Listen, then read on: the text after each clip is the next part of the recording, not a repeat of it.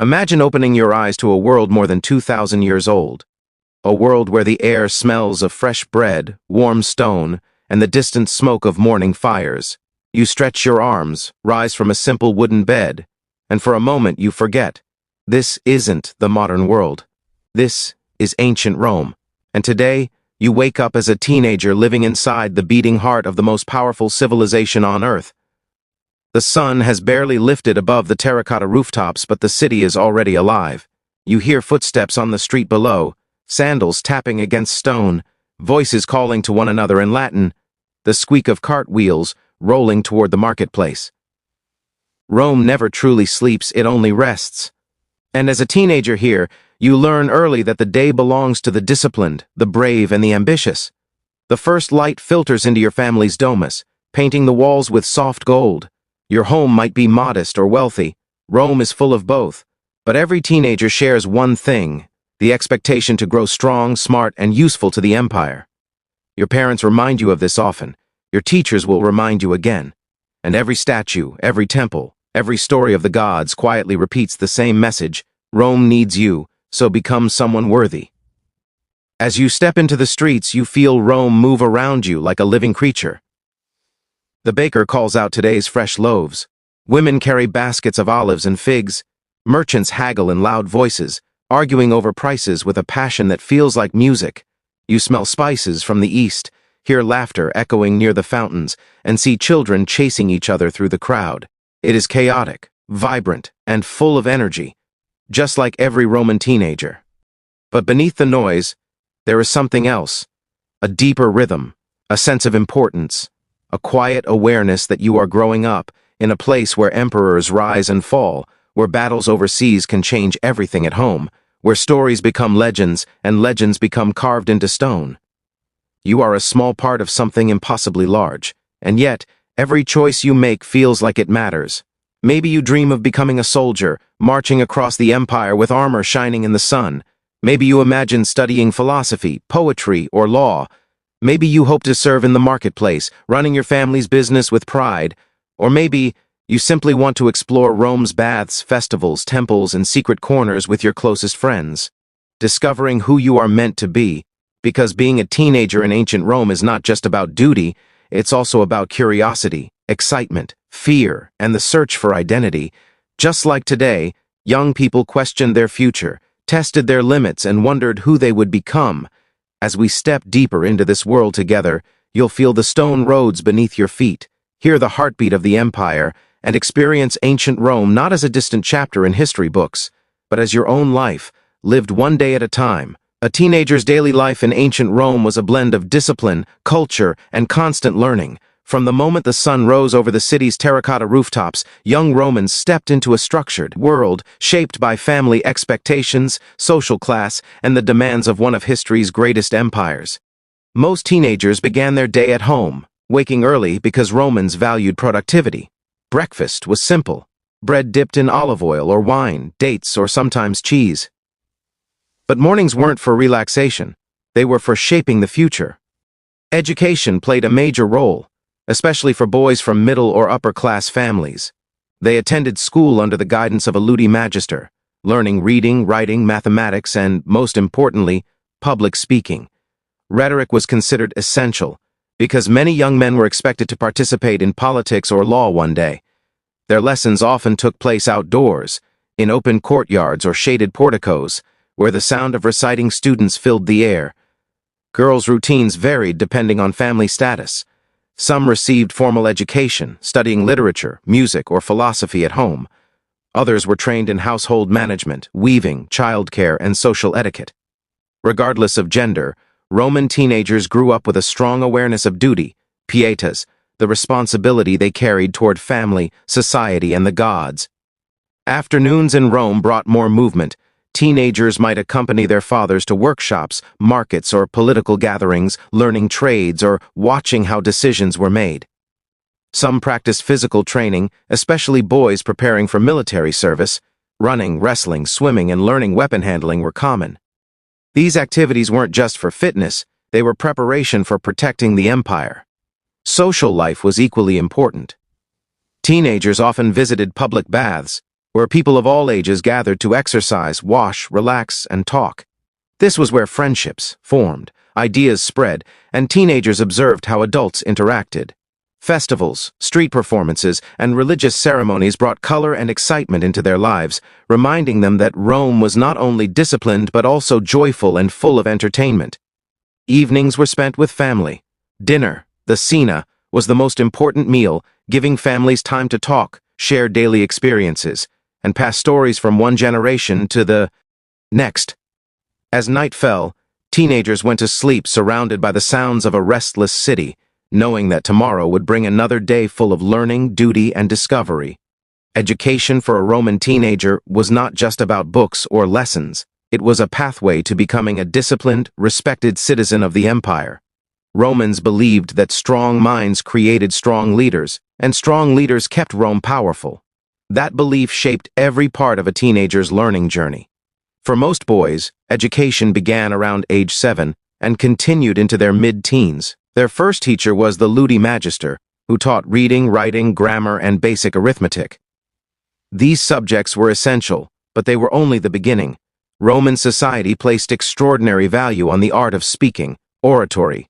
By their teenage years, boys studied under a rhetor, a master of public speaking. Here, they learned how to craft arguments, speak confidently, debate intelligently, and persuade audiences. This training prepared them for roles in politics, law, military leadership, and business. In Rome, your voice was your power. Discipline shaped every lesson. Teachers were strict, sometimes harsh, and expected absolute focus. Mistakes were corrected immediately. Punctuality, respect, and serious effort were demanded daily. Teenagers quickly learned that education was not just about knowledge, it was about building character, strength, endurance, responsibility, and mental toughness. Girls' education followed different paths. Wealthier families often hired private tutors to teach reading, writing, music, philosophy, and poetry. Many girls became highly educated, but society expected them to become strong managers of the household. They learned how to organize servants, handle finances, prepare for social gatherings, and maintain the family's honor. Their discipline was quieter but equally important. They carried the cultural values of Rome within the home. Expectations for teenagers were heavy. Boys were pressured to honor their family name, succeed in school, and eventually serve Rome. They were expected to show gravitas, seriousness, virtus, courage, and pietas, loyalty. Girls were expected to be dignified, skilled, and emotionally strong, preserving order and harmony in the household. But education also opened doors. A talented young speaker could rise to high office. A disciplined student could earn influence and respect. Even teenagers from modest backgrounds could improve their social standing through learning. Roman education shaped more than the mind. It shaped destiny. It prepared teenagers to step into adulthood knowing that they were part of something bigger than themselves. The vast, powerful, ever-growing Roman Empire. Family was the center of a Roman teenager's world. Everything, from daily routines to future dreams, was shaped by the household known as the familia. The father, or paterfamilias, held complete authority. He made decisions about education, finances, and the direction of each child's life. Teens grew up respecting this structure, understanding that loyalty to family came before personal freedom. At the same time, mothers played a deeply influential role, offering emotional support, managing the home, and teaching values that shaped the character of their children. Teenagers shared their living spaces with siblings, grandparents, aunts, uncles, servants, and sometimes enslaved workers. This created a busy, lively environment where cooperation was essential. Meals were communal, lessons were observed together, and stories were passed down across generations. It was in these family circles that teenagers learned how to behave, how to honor traditions, and how to prepare for adulthood. Friendships, however, brought a different kind of closeness. Roman teenagers often formed strong bonds with peers they met at school, in training fields, or at public baths. These friendships were built on shared experiences, studying, exercising, celebrating festivals, or wandering through markets. A friend could become a lifelong political ally or business partner. Romans valued loyalty deeply, so maintaining strong friendships was seen as an investment in the future. Social life in Rome was rich and always moving. Teenagers participated in festivals filled with music, food, and colorful processions. They watched gladiator games, chariot races, and theatrical performances, cheering with thousands of excited citizens. These events helped teenagers understand Rome's culture, its joy, its competition, and its passion. Daily life also brought small social rituals. Public baths were gathering places where people talked, shared ideas, exercised, and relaxed. Teenagers learned how adults behaved, how conversations flowed, and how reputation mattered in every interaction. Even simple trips to the marketplace exposed them to traders, travelers, soldiers, and storytellers from across the empire. For teenage girls, social life was more restricted, but still meaningful. They attended family gatherings, religious ceremonies, and festivals. Some participated in women-only rituals, honoring goddesses like Vesta or Juno. These experiences connected them to community traditions and prepared them for their future roles.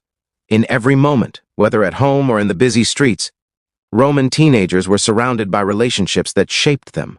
Family gave them identity, friends gave them belonging, and society gave them purpose.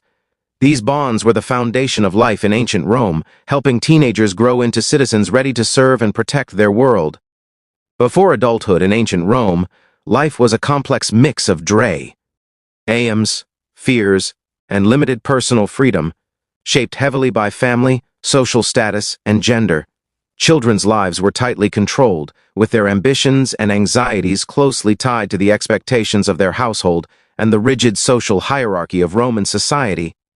From a young age, many Roman children dreamed of achieving honor and recognition.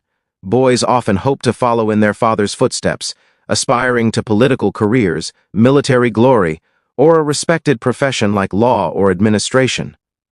Girls, although their ambitions were more constrained by societal norms, sometimes dreamed of marrying well or managing a household successfully, since their social status and security often depended on the alliances formed through marriage. These aspirations reflected not only personal hopes, but also the desire to uphold family reputation, which was paramount in Roman culture. Alongside these dreams came fears that were equally powerful. Boys feared failing to live up to the expectations of their fathers in the public, knowing that disgrace could damage their family's name permanently. Girls, on the other hand, might fear poverty, a poorly arranged marriage, or the vulnerability that came from having limited legal rights. Additionally, all children faced the common anxieties of illness, accidents, or early death, as childhood mortality rates were high. Even as they played or went to school, these fears lingered in the background, shaping their daily lives and behaviors. Independence for Roman children was extremely limited. Until they reached adulthood, usually around 14 for girls and 16 to 18 for boys, they were under the absolute authority of the paterfamilias, the male head of the household. This authority extended over personal decisions, education, and even life and death in earlier periods. Choice was mostly an illusion. Children followed the path set by their parents, whether in schooling, apprenticeship, or social connections. Education for boys might prepare them for public life, while girls were trained in domestic management and social etiquette, emphasizing obedience over individual expression. Life choices, therefore, were largely predetermined.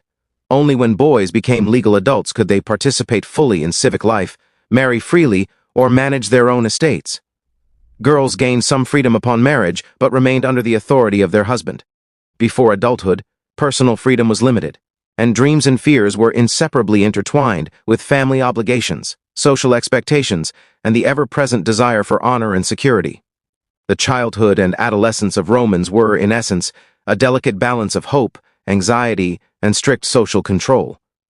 As a teenager in ancient Rome, the world beyond your door was a bustling, chaotic, and vibrant place, full of sights, sounds, and experiences that shaped your understanding of society, community, and your place within it.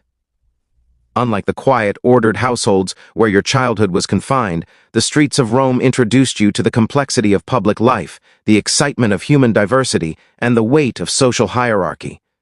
Rome's markets were a sensory explosion. Stalls overflowed with fresh produce, fish, spices, and imported luxuries from across the empire.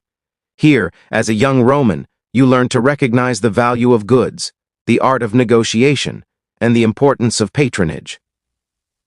Seeing merchants from distant lands or hearing different languages may have sparked your curiosity about the wider world and the immense reach of Roman influence. Markets were also a social hub, a place where gossip, news, and political opinions circulated, teaching you that commerce was inseparable from politics and social identity. Temples and religious rituals added a spiritual and moral dimension to your upbringing. Festivals honoring gods like Jupiter, Mars, or Venus punctuated the year with elaborate ceremonies, sacrifices, and processions. Attending these events as a teenager, you felt the power of shared belief and the expectations placed on citizens to maintain the favor of the gods. Religion was not merely personal, it was civic, a constant reminder that individual actions contributed to the welfare of the community and the state. Public baths were another formative space. Beyond hygiene, baths were centers of social interaction, where people of different ages and classes mingled. You observed debates, storytelling, and lessons in rhetoric, learning that Roman identity was tied to public engagement as much as private virtue. Crowded streets connected all of these worlds, with chariots, carts, pedestrians, and entertainers creating a constant hum of activity. Here, you became aware of social stratification. Senators, soldiers, freedmen, and slaves each occupied visible roles, shaping your sense of hierarchy and opportunity. Festivals, games, and performances further shaped your worldview. The excitement of gladiatorial combat, theatrical performances, and public feasts impressed upon you the power of spectacle in uniting communities and expressing civic pride. These experiences taught lessons in honor, courage, and the pleasures of leisure while reinforcing social norms. Living amidst Rome's markets, temples, baths, festivals, and crowded streets, your teenage mind absorbed a vivid education in culture, social structure, and human diversity. You learned that life extended far beyond the household, that citizenship carried duties and privileges, and that the grandeur of Rome shaped not just the physical world, but your very understanding of possibility, ambition, and responsibility.